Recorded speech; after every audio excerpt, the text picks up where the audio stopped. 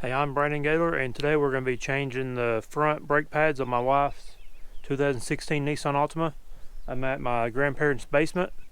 We don't have the best lighting today, but we'll make do with what we got. The first step we're going to do is chalk the tires on the rear tires.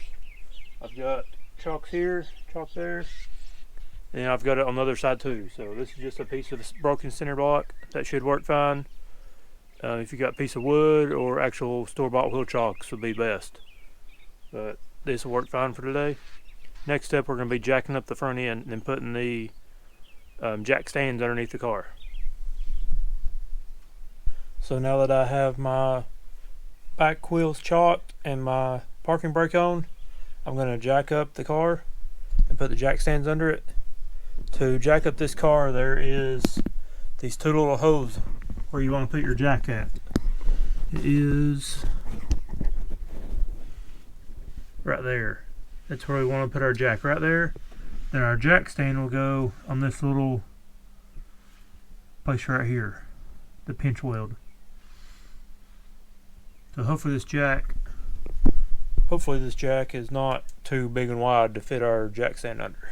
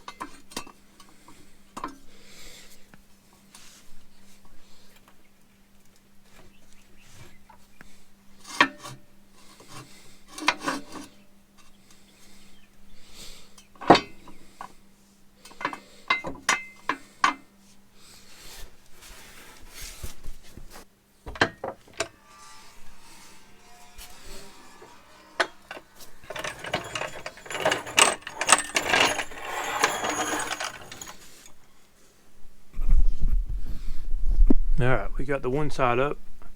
I think I need to use a smaller jack. There ain't really enough room to get the jack stand in there beside the jack. I kind of finagled it in there, but it'd be better with a smaller jack. So here's the smaller jack up under the car. We're going to jack it up and put this other jack stand, and we'll have the front end, both tires off the ground.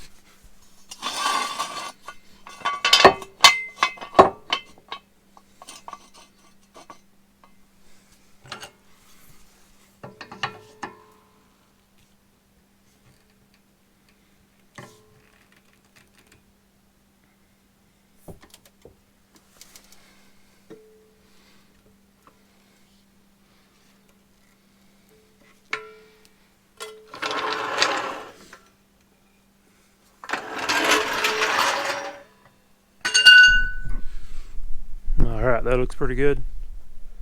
Both tires are off the ground. Now we gotta get the wheels off and start replacing the brakes. Now I'm gonna take off the wheels and tires. This is a 13/16 inch socket on a impact drive. So just gonna do this. Hopefully they come off pretty easy.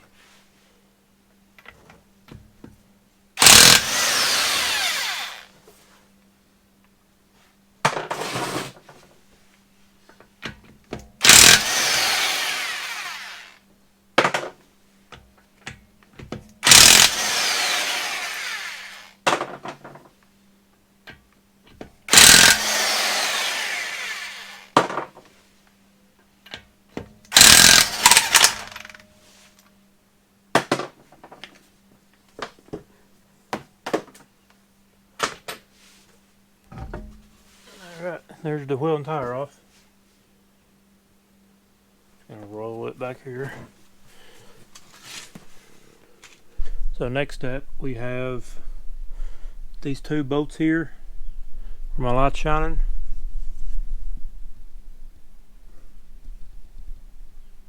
That one, then there's one down here. That one. Those two we've got to take off next. Then we can take the caliper off and take the brake pads out. Here we've got a Milwaukee driver. It's not a drill, I'm not really sure exactly, but we've got, this is the impact, it ain't an impact, I don't know. We got these little adapters. It just clicks in here like that, and this is a 14mm socket. Hopefully this will do the job.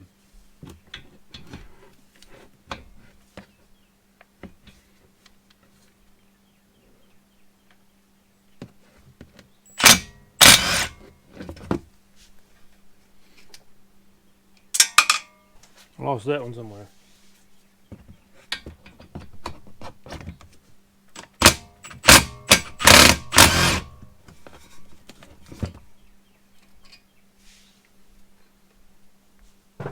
That was a lot easier than using a ratchet.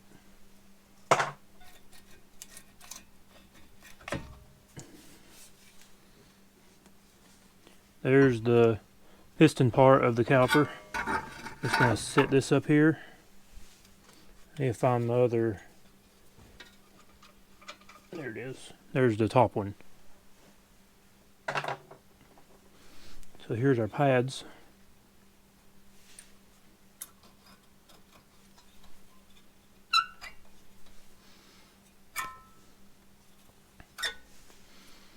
You can see how worn these are. There ain't hardly anything left. It's definitely time for brakes.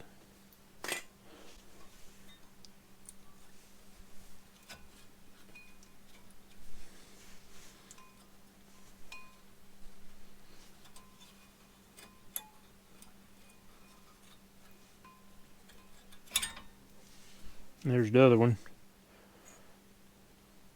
It's very wore too. Take these little clips out. There's the top one.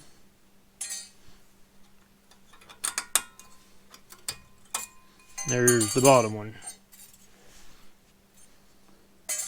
Next up, we're going to have to squeeze this piston back in. So what I'm going to do is, I don't need this thick of a piece of wood, but it should work. I've got a C-clamp, and I'm going to put one in on the bolt right here where the brake fluid goes into, and then this part I'm going to put on this piece of wood.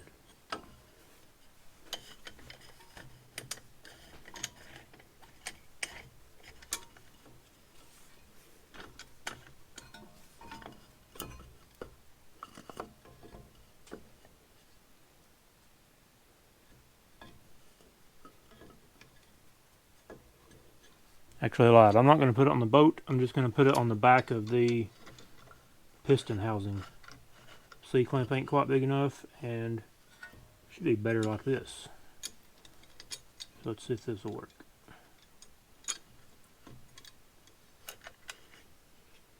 There's fancier tools for doing this, but if you're just doing it in your basement garage, all redneck like, this usually works.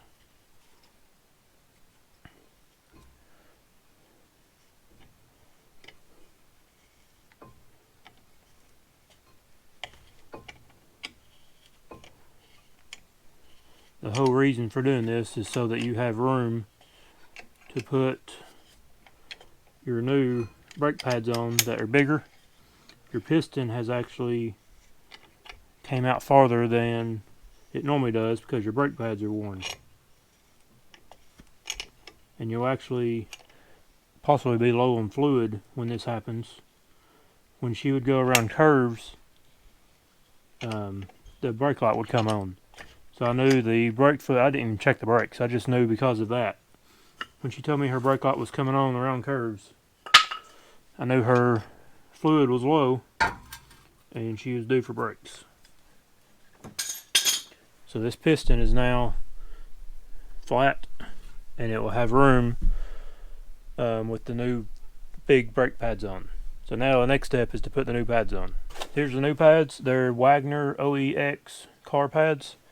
They're like the highest dollar pads, premium pads or whatever they had on Rock Auto. I use Rock Auto a lot. They have more selection than your normal auto parts stores and they have cheaper prices. So I highly recommend them. And they usually give you some discounts, like a 5% discount.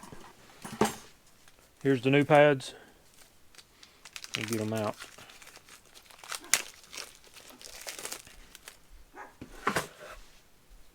Those two look the same. And make sure these look the same.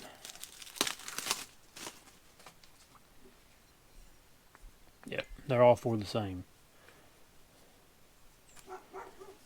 And they say NIS car front. So you know they're correct front pads. You can see the wear difference between this versus that. It's a huge difference.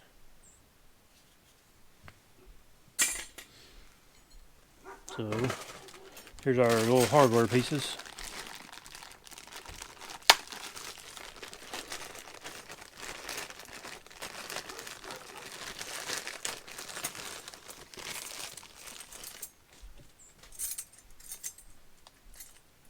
There's some instructions you can use if you want.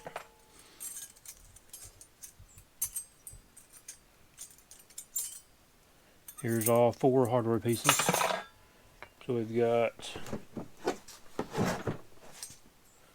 you want to, you can get like brake lube stuff. I usually don't ever use it. I mean, I haven't really noticed my brakes squeaking and stuff like that. So should be able to pop these in right like that.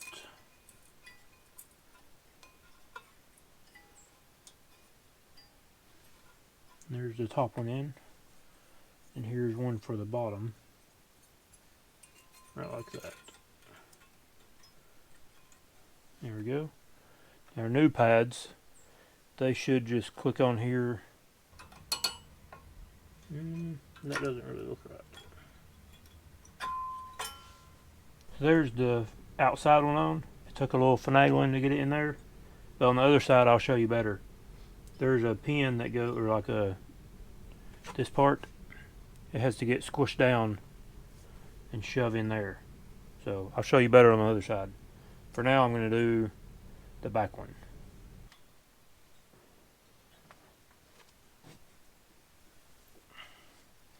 There we go. Both inner and outer ones are on now. Now we need to put our caliper back on, or our piston, I guess.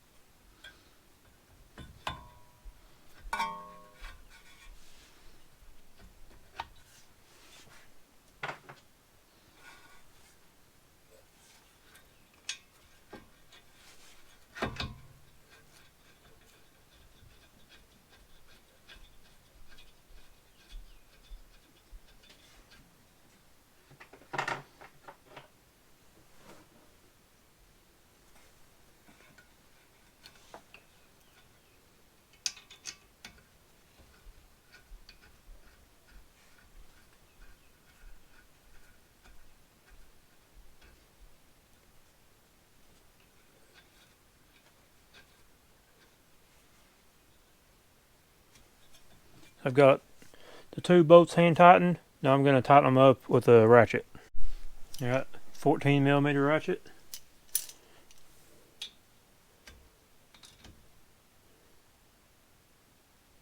You don't want to get real tight, you just want to snug it, then maybe a little more. So, I guess if you're really fancy, you could use a torque wrench, but I've never had one of those in my life. I've always wanted one.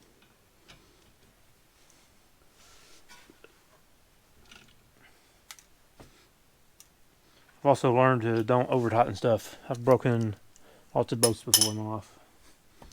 So the driver's side's done. Now we need to head over to the passenger side.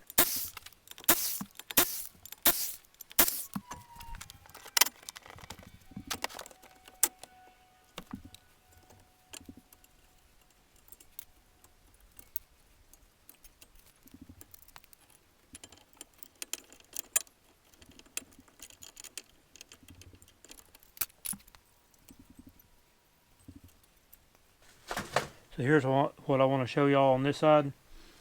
Take your pad with the little clip thing up top, and this clip part, you're going to push it down, and it's going to actually go under this piece of metal here.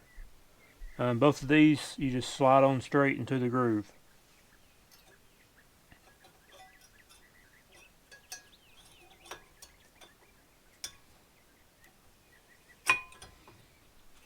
Bottom went on first. Try to get them both going at the same time. Just make sure that piece of metal is under that piece of metal. Here's what I'm talking about. See how this piece of metal is under this one? That's what you want.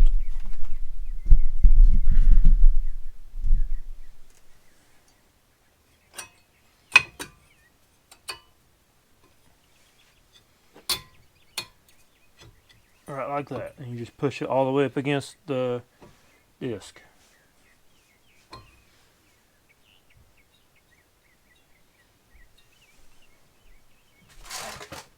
Same thing on the back side. The back side's a little trickier just because you can't really see what you're doing.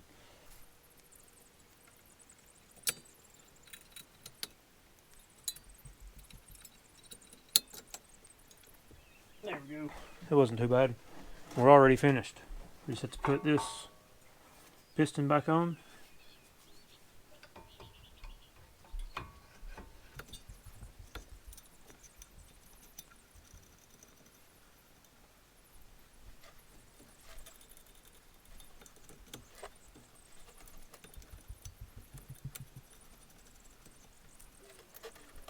There we go.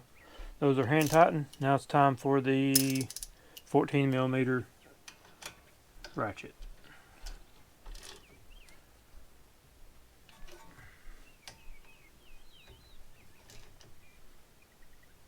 Alright. So the last thing to do is get inside the car and pump your brakes. What you're doing by doing this is you're extending the pistons back out that you squished in. Once you feel that they're tight, your brakes are against the rotors, and you're good to go. I didn't have to turn it on or anything. You just get in the car, pump your brakes up, and you're good. And that will raise our brake fluid level back up to where it should be, because that much more pad on all four of them are taking up that much more room versus like that much. So that extra fluid's having to make up for the loss in pad diameter, or not diameter but thickness. So now where you can put the tires back on and we're good to go. If you did this the first try on the driver's side, it took me longer because I haven't done this in about a year. If I went and did this again, I could do it within probably 20 or 30 minutes.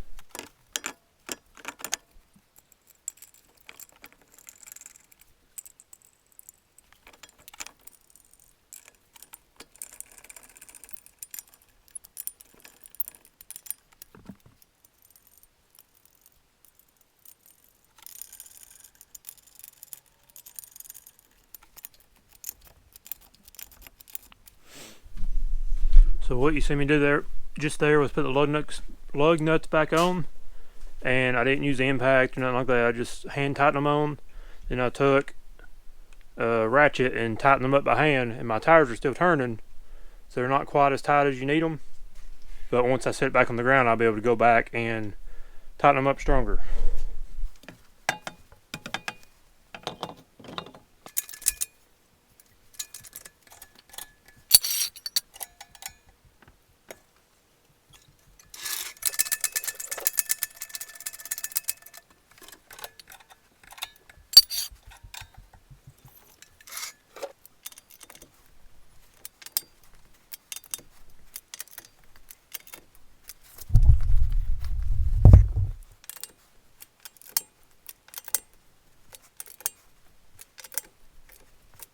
So now that we're all finished, one of the last things I do is I'll write down the mileage. There we go, 97,396. The date, March 8/21, and put in front. And I write those on the box. Take my phone and just take a picture. Get it on the right camera. Take a picture of this box with all that written on there.